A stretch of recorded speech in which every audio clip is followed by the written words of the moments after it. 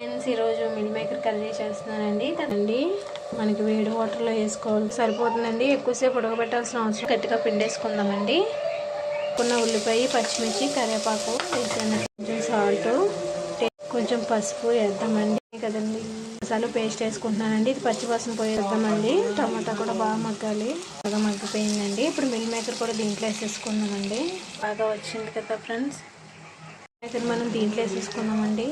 చాలా అంతా meal maker కలిసే వరకు ఒక 1 మినిట్ అయితే ఉంచుకో. టేస్ట్ సరిపడా కారం, ధనియా పౌడర్, దీంట్లో వాటర్ వేసుకుందామండి. కర్రీకి సరిపడా వాటర్. మన ఫ్రెండ్స్ మనం దింపేసుకుందామండి.